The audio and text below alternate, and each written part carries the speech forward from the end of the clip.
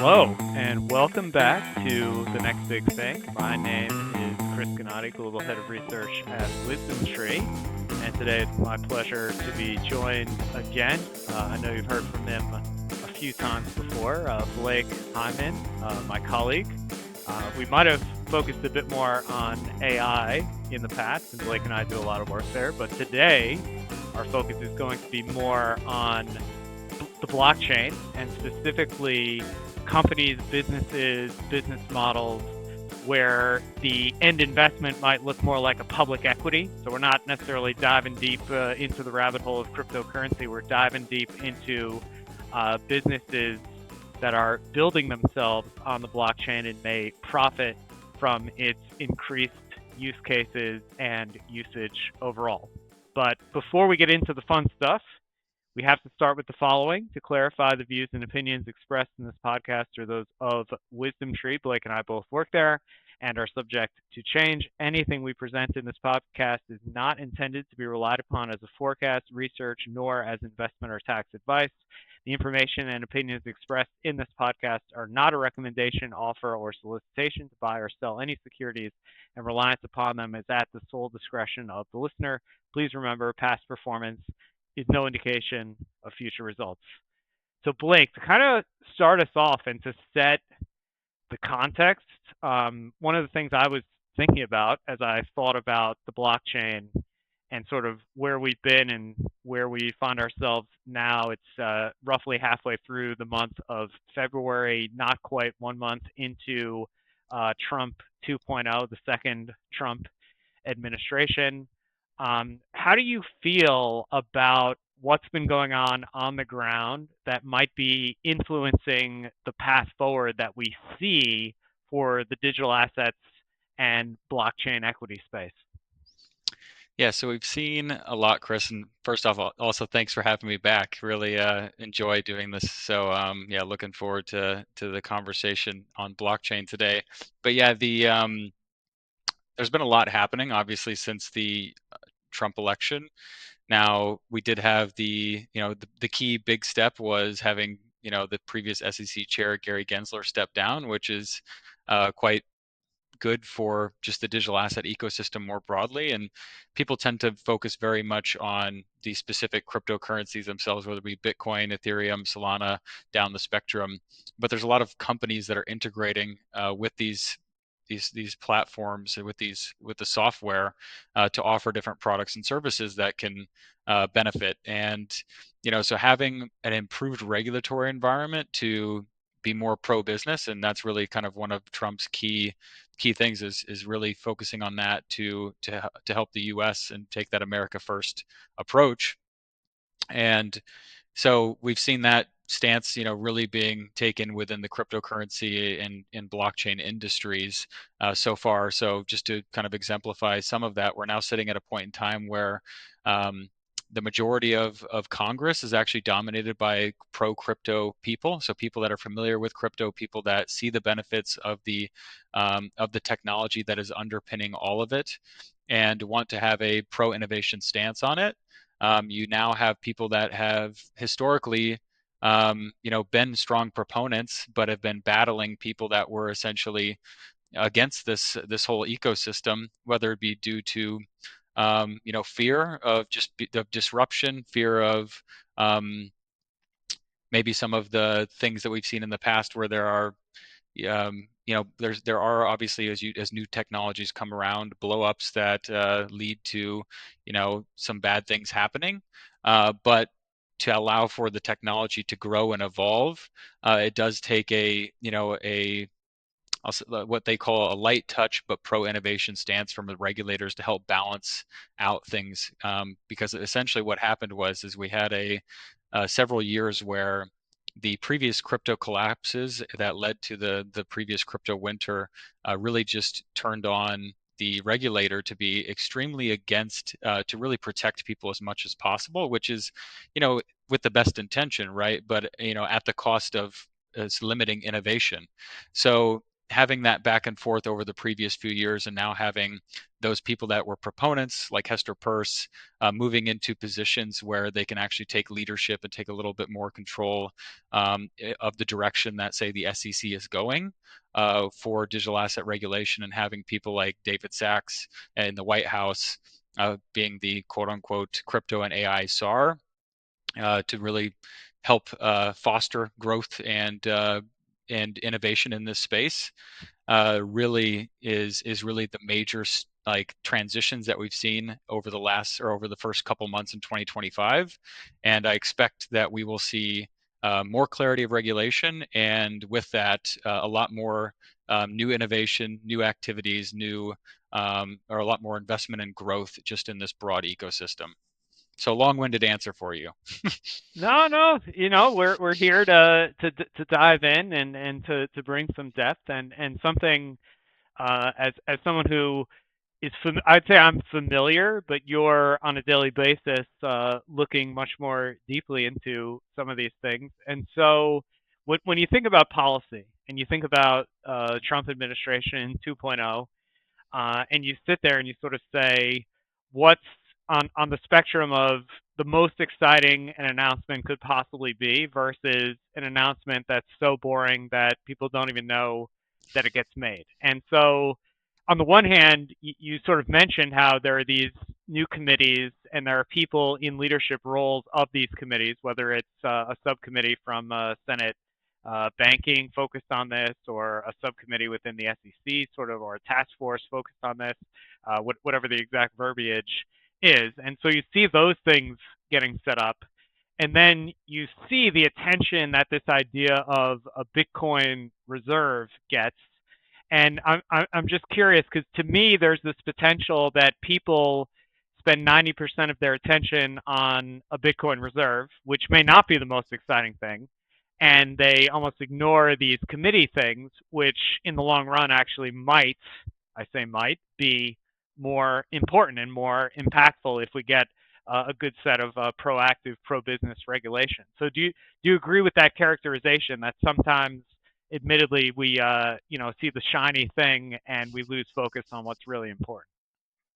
Yeah, no, I definitely agree with that. I would say I think all of it's equally as exciting and as important because, I mean, if we go back to kind of just the foundation of the reason why the Bitcoin reserve is even being evaluated is really comes down to the budget deficit and some of the challenges that we're having there, and trying to make sure that the US stays in its leading economic position across the globe, and maintain its position as reserve currency. So I think the concept of a Bitcoin reserve is a very exciting one and very easy one for all of us to focus on, and I think it's fitting that we should focus on it because it is one of those very important opportunities that we have the chance to take, and it does have at this stage essentially very asymmetric upside for the U.S. to take an early move here, because essentially you would, for lack of a better way to describe it, print a little bit more money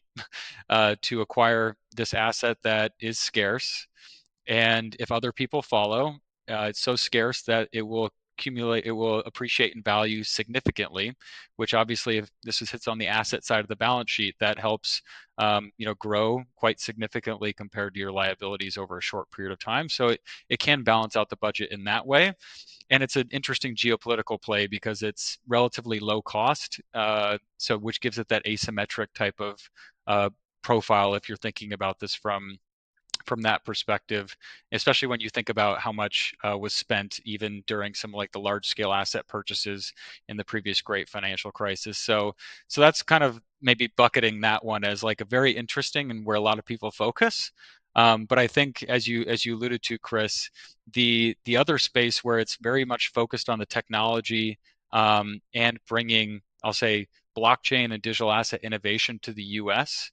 To proliferate is really key, and that's what people kind of forget, is that so David Sachs was just on, I think it was last weekend or maybe the weekend before, but sometime in the last week or so, it was saying that they are targeting having stablecoin framework implemented within the next 6 months, and shortly after that have a broad digital assets framework also in place, which means essentially all of these questions that led to really what that gave the SEC the flexibility to, serve up these lawsuits, and have all of these founders and all of these different firms operating in the space kind of tiptoeing around because they don't necessarily know, you know, where the hard line in the sand is for their whatever they may be doing. So it could be offering Bitcoin loans or something, just as an example. Um, so having a framework around how to do these things and what requirements are in place is very important for these companies to grow, to find product market fit, to serve all of their end clients, and to, I think really disrupt the current traditional economic system that we're in because at the end of the day, the stablecoin use case is such a big one. There's over 200 billion in market cap of stablecoins, and I'm trying to remember but it's like trillions and trillions of volume that is done per year in stablecoin transactions, and it's really rooted in the fact that it's so cheap to transact and settlement happens essentially instantaneously on the blockchain, and it doesn't require any intermediaries other than the blockchain itself and the consensus mechanism. So it's 24/7, can transact on the weekends, cross border, and you're not getting charged these exorbitant fees that some of these other transfer agents require. So that's one major use case that I think could be extremely beneficial for having a clear regulatory environment. Any firms operating in that space will benefit. And then the other aspect of things is really just around the digital assets framework, which allows firms to understand how to ICO, what is the security, and how should firms be operating in that regard, or even as a service provider operating within say the financial services sector, offering different types of assets that could be considered cryptocurrencies, could be considered digital assets, tokenized assets, you name it. To have that clarity really allows them to really run and focus on building the best product, building the best service for their end clients. Yeah, I know the remittance market that you alluded to. It's one of the biggest sources of financial transactions, sometimes being based as I am in a US dollar market. I know you're currently based in a GBP, British pound market. So sometimes, we're spoiled for choice in these markets of you can access so many different things, so many different services. Your currency is relatively stable. And if you're in certain countries in South America, it's a totally different story. Certain countries in Africa, it's a totally different story. So there's a huge percentage of, say, the global population, roughly 8 billion people, that would massively benefit from these tools, and probably already are. I mean, you said, a significant amount of transactions are already happening. Now, as we think of, because that's sort of down the cryptocurrency and specific digital asset path, if we think of the equity path, meaning there are businesses that are sort of set up to either help shepherd these kinds of things along or in a position to profit if these ideas really come strongly to fruition. But admittedly, the first company that people probably think of when they say an equity that is exposed to digital assets, they probably think mostly of MicroStrategy. So I'm curious, Blake, like when you think of MicroStrategy, like I mean, there's so many headlines and articles written. What is MicroStrategy doing? Why is it potentially exciting, and how might it compare to, say, some companies that you would be more excited about for their activities in the space? Yeah, excellent question.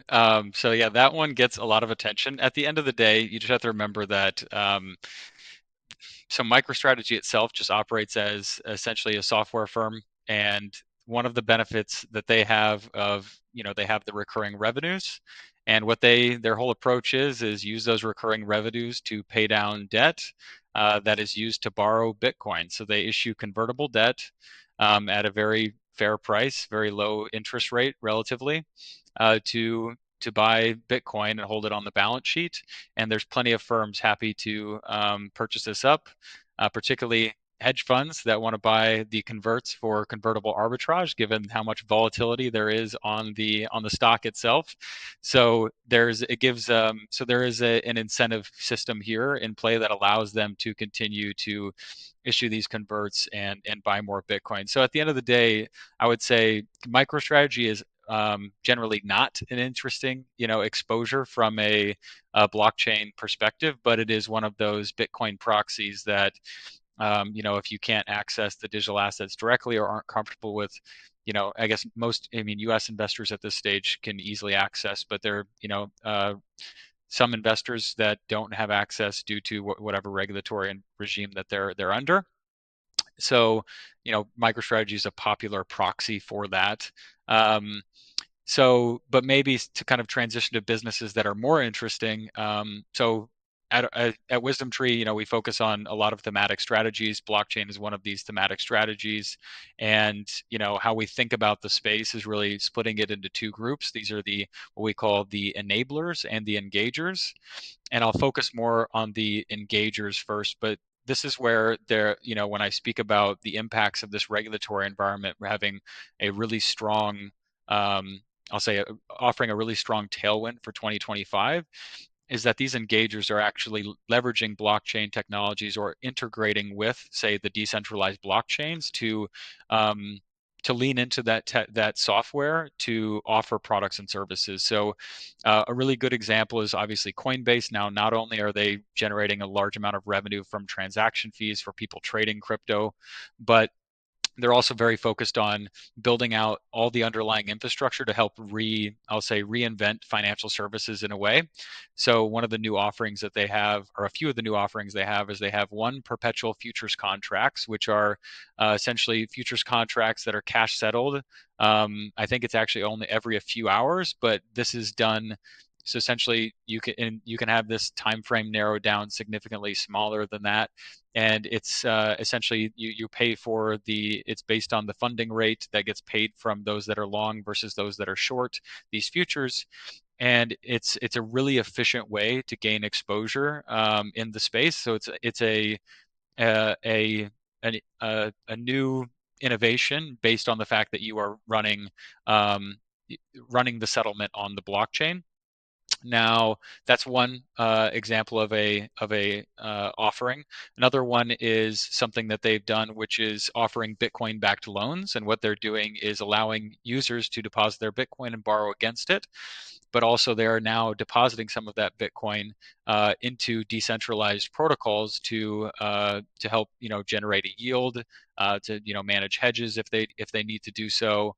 And that's a really interesting solution because now they're leaning into decentralized finance, which at the end of the day is a cheaper, more efficient way to do certain things because you essentially don't have the operational costs tied with, traditional offerings that might be done at a bank.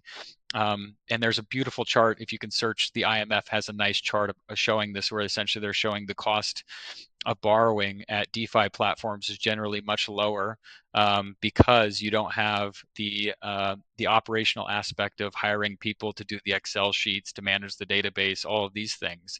You're just leaning on the fact that the blockchain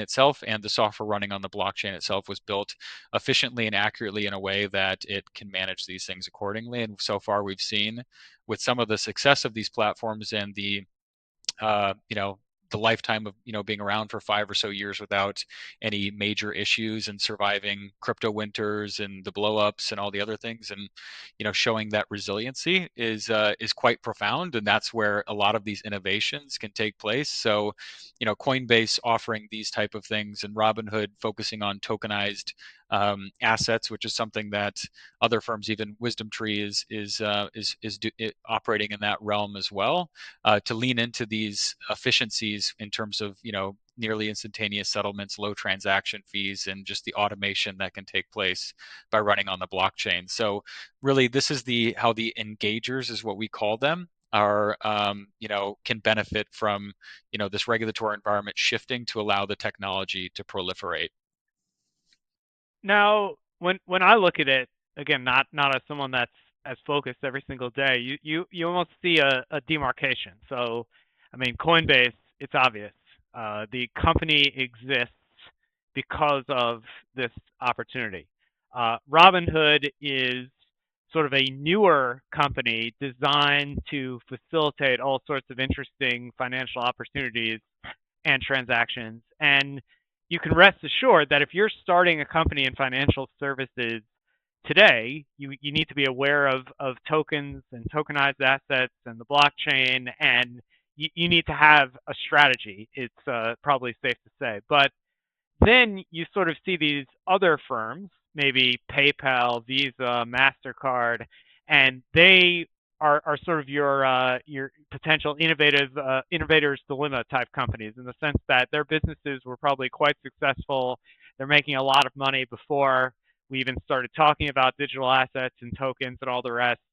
And I would be curious to get your take on how far along the incumbent financial world, to the extent maybe they've done anything, is at sort of getting onto this train and starting to really do things? Or is it more of just a, yeah, if you really want to pay for something with Bitcoin on PayPal, you're allowed to do it, but it's not really, the preferred method. It's not really promoted. It's just something where you have that option, but they really prefer you to just focus elsewhere. I'm just curious where we are with some of these more classic companies.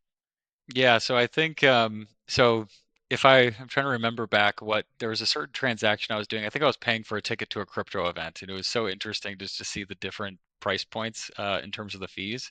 So the options were to, and you know, some of these events are, a bit expensive. So when you're talking about a 1% or a 3% fee, like it actually is a meaningful amount of money. It's not worth, it's worth spending the extra 5, 10 minutes to go through a different route. So I remember having to pay um, either I had the options to use, debit card or ACH through a bank, credit card, so Visa, MasterCard, etc., and then also pay in crypto. And it was interesting to pay in crypto, essentially no fees. The only fee was the blockchain transaction fee, which was on Ethereum for my specific use case, which at that time was probably like less than $2, I would have to guess. Um, and the comparison was, obviously a significant amount more for using Visa and Mastercard. So I went ahead and paid in crypto directly in stable coins rather than having to pay the 1 to 3% fee. I can't remember what the exact amount was, but it was if I remember right, these tickets for some of these things were like $700 or $1,000 to go to some of these events. So when you're paying for these, like that that 1% or 3% adds up to be something. So, anyways, so I remember doing that. So I think at this stage, the incumbents are probably not super keen for you to use the cheapest platform to transact because you're obviously cutting into their margins. But the thing is that they do acknowledge that this is the trajectory, so they're moving there and they're moving to that space, which is why you do have, Mastercard and Visa. I mean, I was just looking at Visa's website the other day to look at on-chain stablecoin volumes, and they have a dashboard covering this because they are operating in this space. And I remember them making some announcements with Solana at one point. And you have PayPal that's actively engaging in the space by already issuing. I think at one point it surpassed $1 billion in overall market cap. I think more recently it's now over about a $500 million. So there might have been some money moving out of it or away from it. But PayPal has its own stable coin running on Solana that's called PiUSD. So they are moving into this space, but I think they're acknowledging the fact that it more than likely will tap into their margins unless they find new ways to to provide value given how cheap and easy it is to transact on these blockchain rails.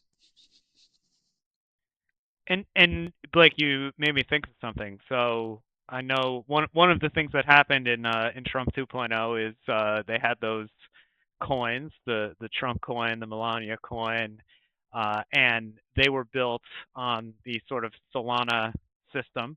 You just mentioned a certain other coin that PayPal is using built on the Solana system. I personally know enough to know that Ethereum is the bigger system, but from your perspective, sort of seeing where different companies or different entities are choosing to build. In your view, what system is potentially more exciting, or are they equally exciting? And it just so happens that Solana is just getting some attention more recently. I know no system is perfect, including the classical one that many of us currently still use. But when you're thinking Solana versus Ethereum in terms of systems, what are the key road signs that we should be looking at? So I think the key things are maybe, I mean, this is another key differentiation between when we evaluate, the equity side of the house with, when we talk about these engagers, enablers, which we can go into a little bit more depth in a minute.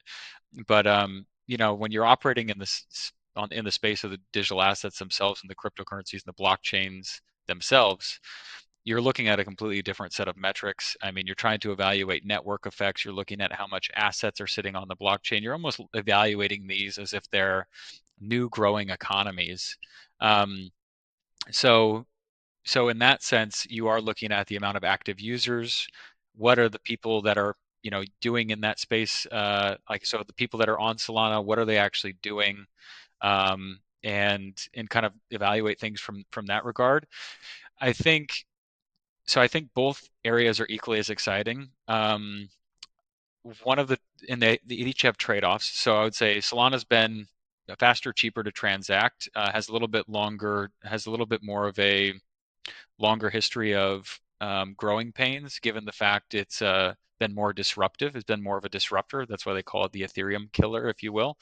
Um, but Ethereum has been around longer and has more assets, and at this stage has more of the institutions moving on the Ethereum blockchain. So when we talk about tokenization, a lot of these products are sitting on the Ethereum blockchain. I can't remember the actual number. I don't know how many billion.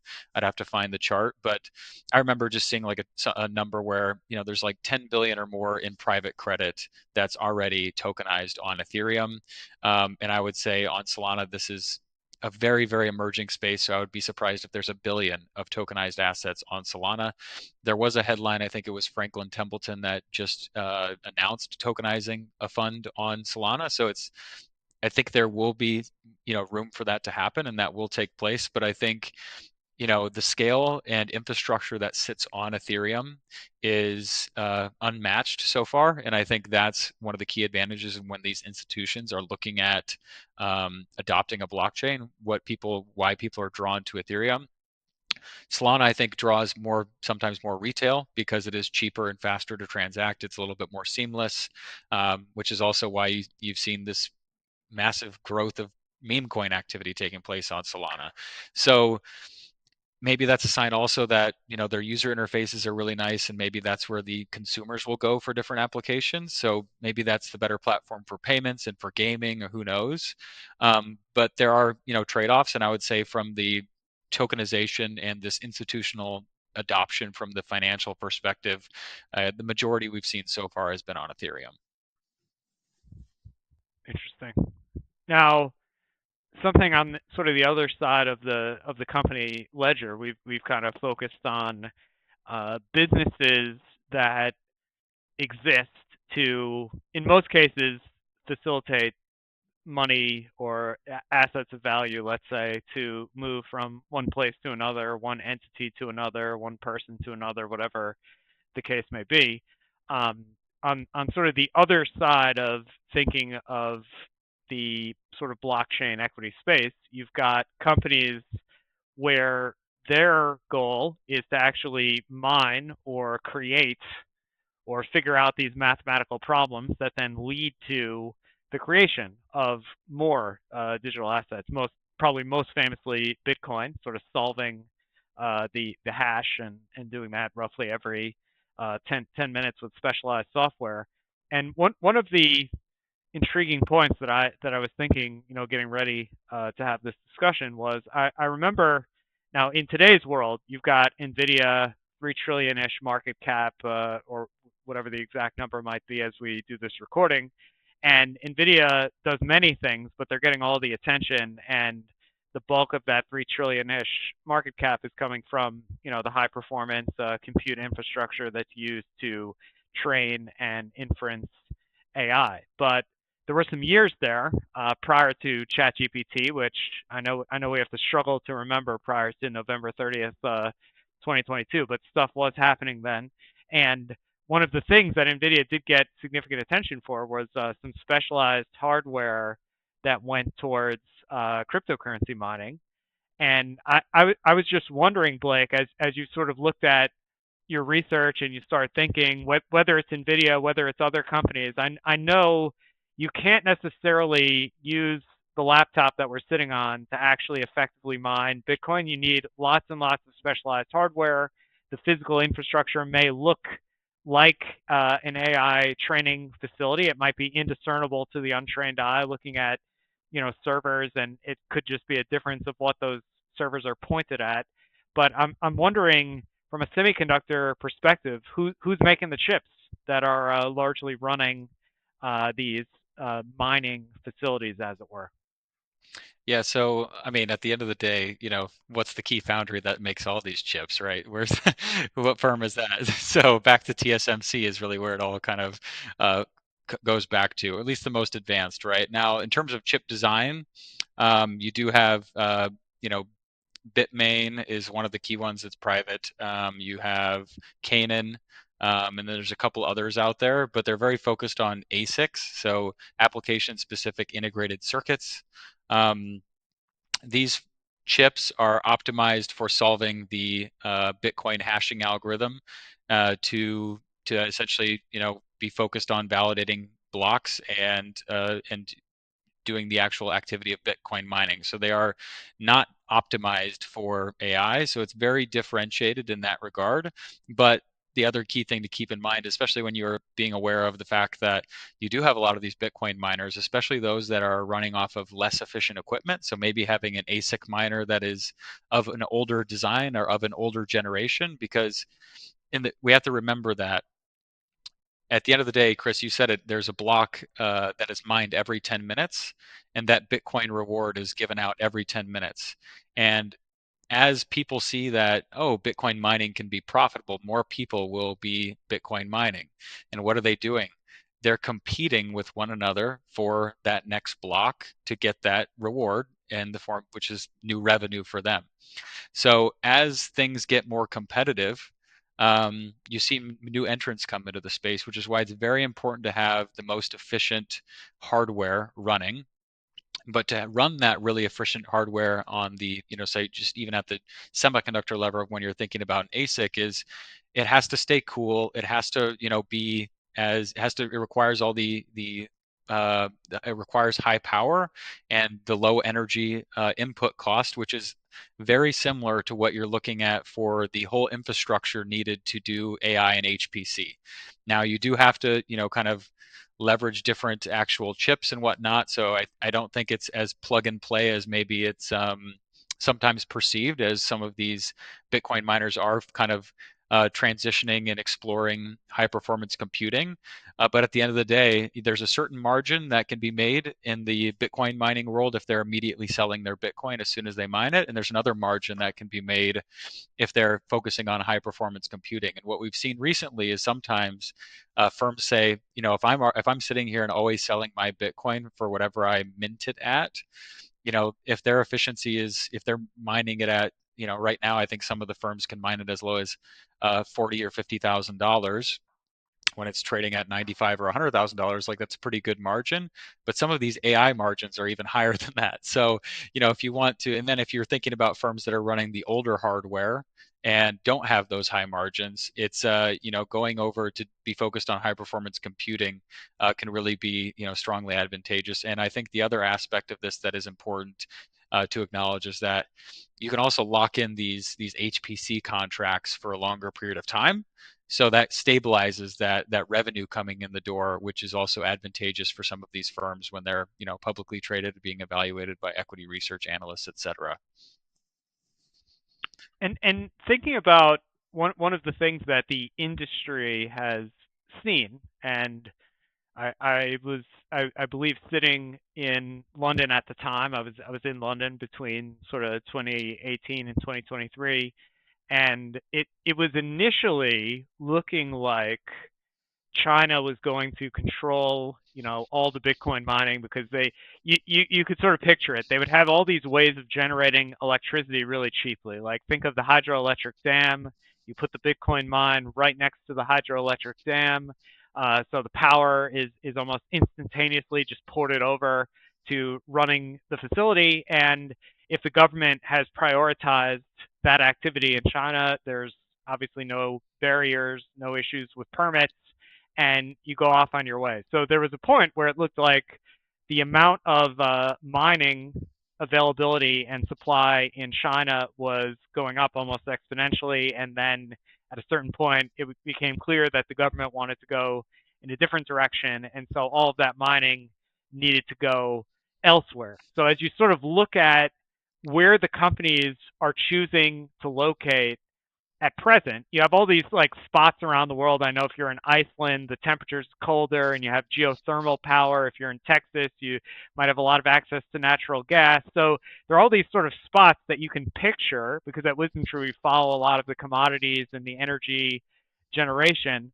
Where do these firms tend to cluster, if anywhere, around the world today?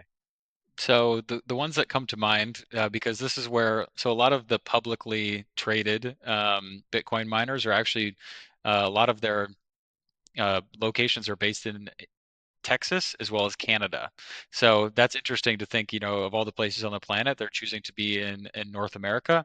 Now there's obviously a lot of, there's also a lot of miners out of Kazakhstan and other parts of the world as well, where they can get cheap, clean energy. But I think the majority of these publicly traded firms have began to operate in these, in I would say more to maybe gravitate away from these emerging economies due to the regulatory environment and due to the fact that it is important to get in to have stability in terms of having those long-term energy contracts, and being able to, not be subject to whatever changes might be happening in the local jurisdiction, because at the end of the day, some of these places you are directly competing with, for energy, which could be, it's usually abundant in the areas they're gravitating to, but you are competing with, individuals and other local companies that may very easily say this foreign company is doing Bitcoin mining,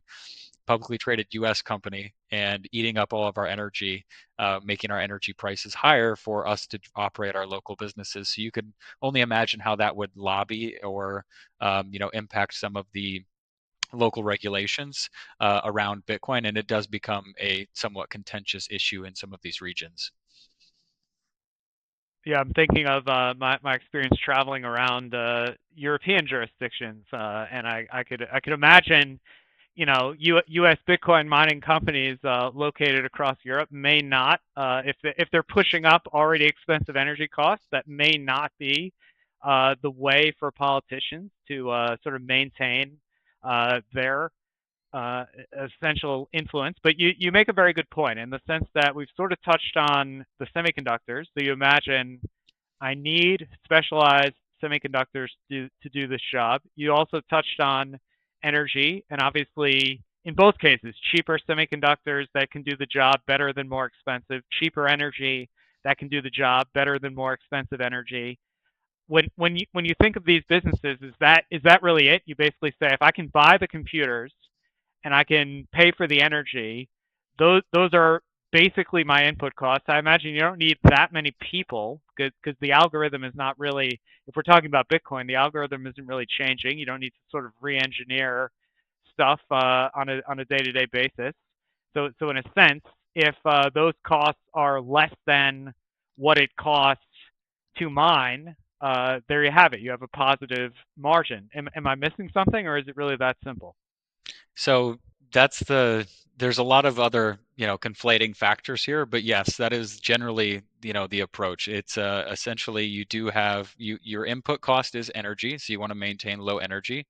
You want to continue to have higher and better, more efficient chips because you are competing for that next block. So you need to be more efficient than the other miners. And you obviously are trying to, produce your Bitcoin at a lower cost than the current prevailing price of Bitcoin to have that margin. So in a very simplistic approach, that is the case. Now there is some nuance given the fact that there is this aspect of the Bitcoin network that has to do with something called the difficulty adjustment, and this is essentially changes how difficult it is to actually mine that block based on how much competition and how much what we call hash power is actually taking place on the network. So if a lot of people are competing and there's a lot of hash rate on a lot of hashes, a lot of guesses, a lot of people competing to solve that algorithm to append the next block, then you end up having this adjustment because you're still trying to target that 10-minute interval to append new blocks. So if you have people finding it early, then you have that interval is not obviously kept. So these difficulty adjustments take place, and that also is something that you'll see adds a little bit of cyclicality to the production of some of these firms, and how competitive things may be, and how much they might have to lean on their overall efficiency. But Chris, you said it very well. And Blake, I'm just curious, if you were to basically give people the 3 or 4 or 5 things that you look at, because I know you do a lot of evaluation. You're going around Europe. You're meeting with investors. You're talking about these firms. If there was like a Cliff Note bulleted list of, when I look at a Bitcoin mining company, because you said it yourself, there's a million stats that exist. There's all the transcripts. Even with all the AI, we're still just drowning in data. What are those most important stats that you're pulling up? Yeah, so maybe I can actually probably just lean on one to make it a bit of an overly simplified way, because what we've seen is that one is if you go back to your typical Fama French factor type of analysis, or even just do a long short portfolio with this key factor, is you just look at the cost of mining a Bitcoin. And if you can estimate the And they cost of all mining, report that. Just to be clear. so they don't necessarily report that, but you can abstract it away based off of they'll tell you their energy input cost. I think it's like dollar per kilowatt hour, and then they'll talk about how energy efficient their mining equipment is, which through all of these metrics you can do the go back to your school days and cancel out your numerator denominator, uh, the labels, whatever they're called, essentially, the kilowatt hours, cancel your kilowatt hours with the kilowatt hours, your joules with your joules, etc., to essentially get you to the point where now you have the equation for Bitcoin.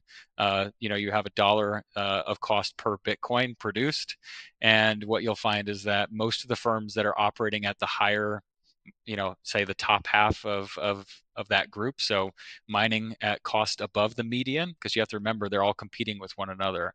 So those that are at one end of the spectrum with higher input, higher costs of producing Bitcoin are essentially tend to be the losers, if you will. So you can obviously look at, their debt to equity, look at their EBITDA margins, look at all these other things as well. But that is a really straightforward, I think a relatively simple and straightforward approach. And there's a couple of sites out there that you can find that do a pretty good job of tracking these things. Well, something, Blake, that you sort of got me thinking about based on your description and some of the work I know you've done, and it might be interesting to sort of help everyone understand the fact that, okay, let's say we go out into the public markets, we find a bunch of these Bitcoin miners. Let's assume that we're looking, or we're doing research to sort of isolate periods where the price of Bitcoin is going up, because you assume, okay, you've got Bitcoin winters, you put them to the side, and you've got periods where people are excited about the space, the price of Bitcoin is going up, so you imagine everybody's more focused on this, and you imagine an upward trending price in Bitcoin, all those things equal, should be good for miners. And yet, you look and you say, are all the returns of the miners similar? And it does not look like that's the case. You have some sort of better performers, outperformers. You have some underperformers. And it may be as simple as, well, some of these companies didn't do as good a job at securing a low energy price. So maybe it's a margin story. Similarly, you could have a scenario where certain companies levered up at the right time, took on a lot of debt into an upward trending Bitcoin market. What did they use the debt for? Maybe to pay for energy, maybe to pay for more servers, because I know there is an element of if you control more of that hash power, you have a better chance. It's all probability. You have a better chance of finding that next Bitcoin. And so if you're taking on debt at the right time due to interest rates, the price of Bitcoin, et cetera, that can be a good move. So in explaining sort of a difference in return, one miner to the next, is it a leverage story? Is it a timing story? Is it some other story based on what you've seen looking at these companies? Yeah, it comes down to all of those factors. So some of it is the operational aspects. So it is, could be the leverage. I mean, if they're, spending a bunch on CapEx to ramp up their capacity and end up, prices go down and they essentially now have all of this capital spent that is now not being actually, maybe they're not even running the data center or the Bitcoin mining facility because the prices are too low. So that's a major issue, especially if they have to meet those interest payments. So that could lead to obviously a bankruptcy, or they might need to a re they need to reconfigure how they have their debt obligation set up. So that could be a key aspect. The other thing that I think also is very important to acknowledge, and this was one of the points I was meaning to make earlier, was that some of these firms choose to operate as choose to do Bitcoin holding as well. So when they mine, they're also keeping as much Bitcoin they can on the balance sheet. Now, the firms that do that tend to be, have that return profile that looks very similar to Bitcoin when you look at the charts.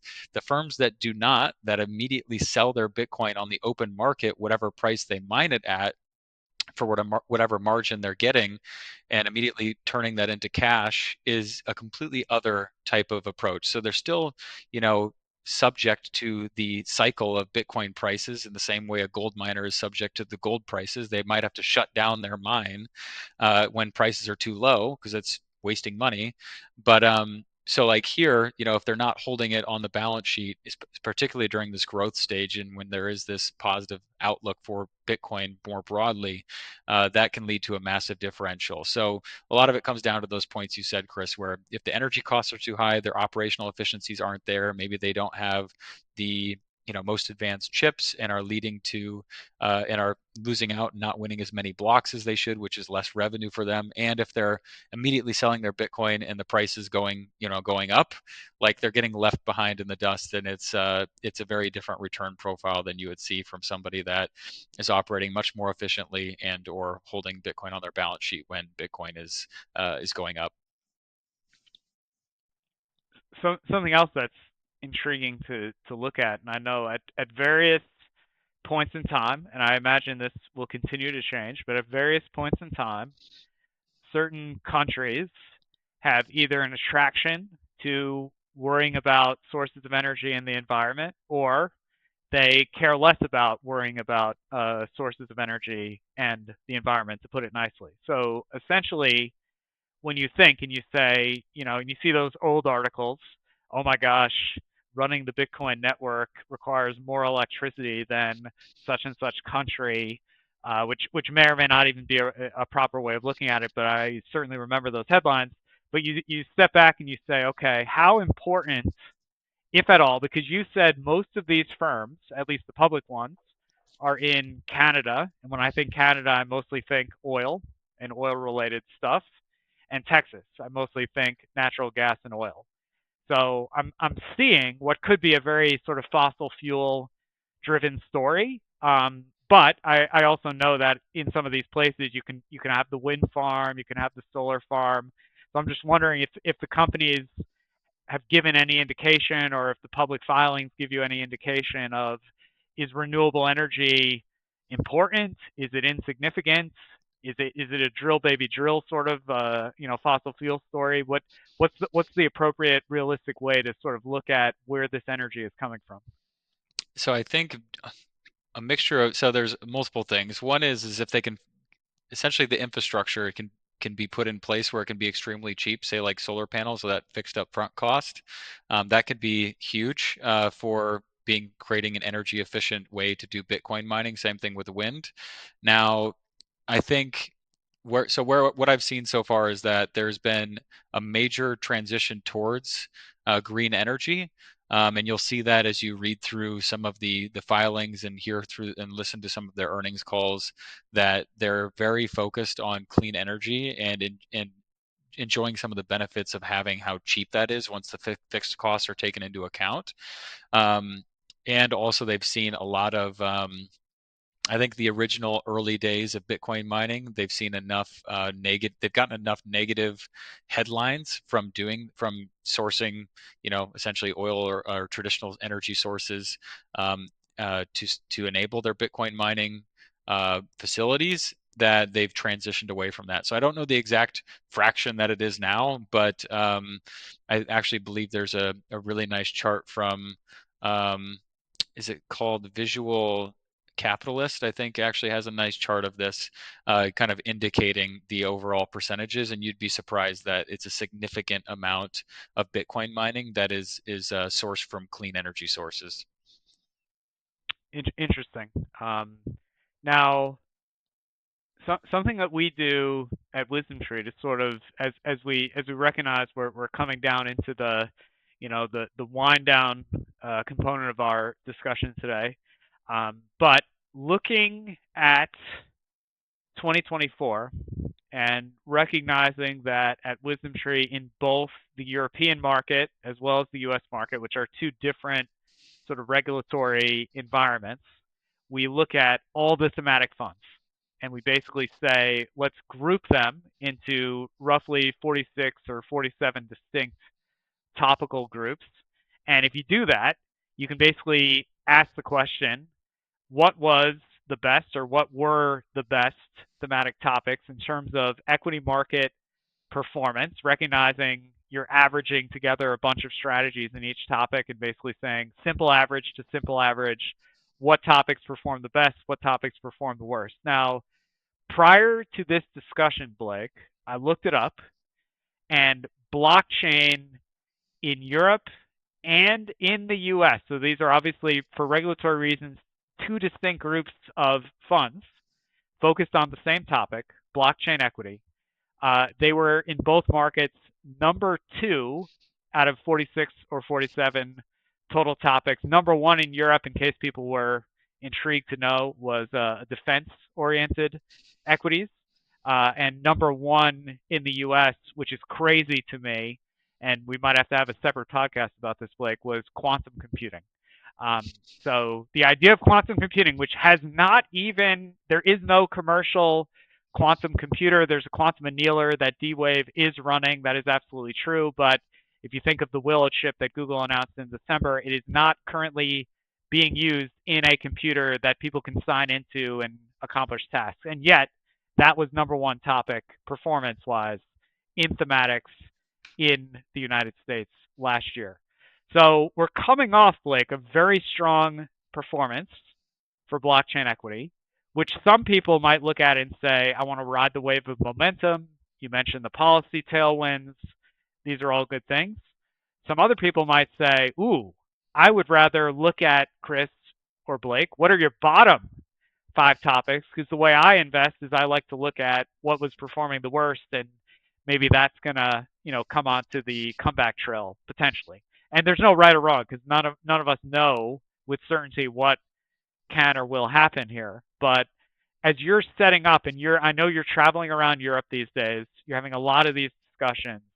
When people are thinking about and looking at blockchain equities, what camp do they tend to fall? Like, are they playing a momentum game and getting excited because of that? Are they playing a policy game and getting excited because of that? Do they look at the growth rates and fundamentals of specific stocks and they get excited about that? What is it that's getting those investors that are excited about this space particularly excited when taking all the details into account? I think it's very much a policy and macro perspective. So a lot of the also the fact that a lot of the focus in this whole space has been really on the digital assets themselves. It's been on, I mean, if you look back last year, so much attention was on the Bitcoin ETFs, and then, even closing out the year with the Trump election being pro crypto. It's always been crypto, crypto, crypto. And we kind of forget about some of the firms operating in this space, and the stellar performance that they put up, and the results, and in terms of their sales growth, has been phenomenal. For example, I mean, Coinbase and Robinhood just reported, amazing earnings, strong growth in both of their, their trading and crypto segments, talking about exciting things they have on the horizon in terms of new products and services. And Robinhood, just as an example, was up 400% last year. So like a lot of attention's put on Bitcoin. So I think it's one of those things that people kind of naturally forget about some of these firms. And then when you paint the picture of, you not only have this regulatory environment in the US where a lot of these firms are based, that can offer tailwinds because they've essentially had headwinds for the last 4 years.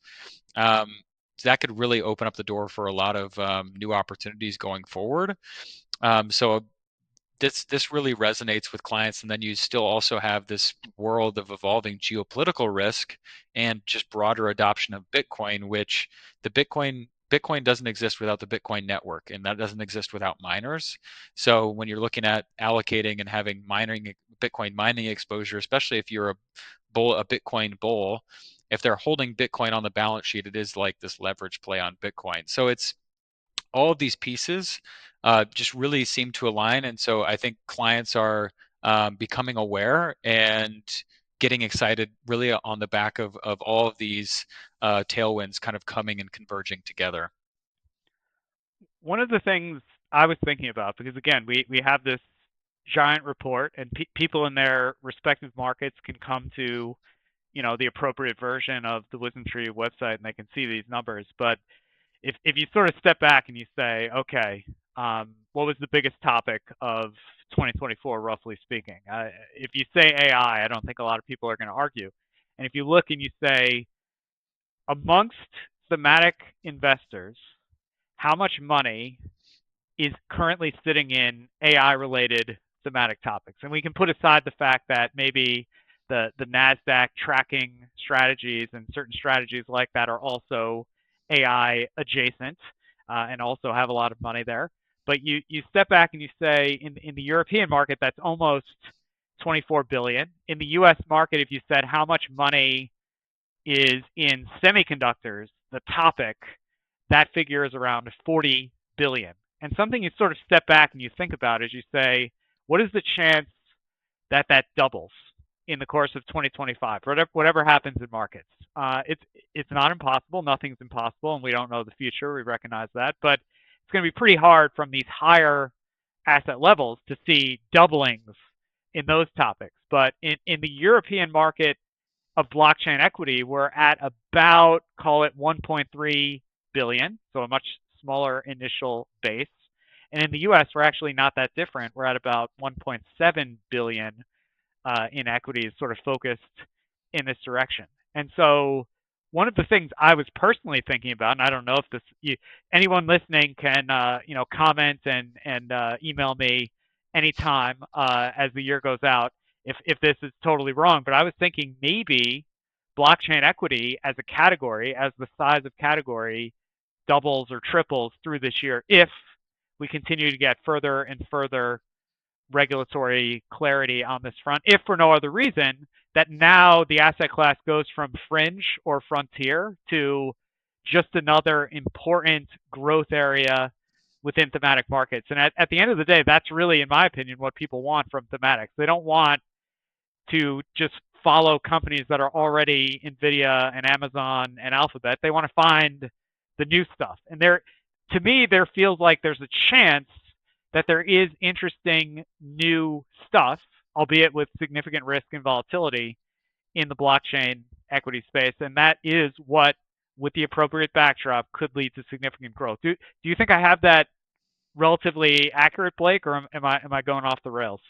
No, yeah, I completely agree. This is one of those areas that has been, I mean, people have, yeah, like I said, it's been kind of dwarfed by the excitement of crypto directly, and forgetting that there's these traditional financial firms and non-financial firms operating within, a traditional business model that are integrating with this software, integrating with these systems to offer services and solutions that are continuing to grow.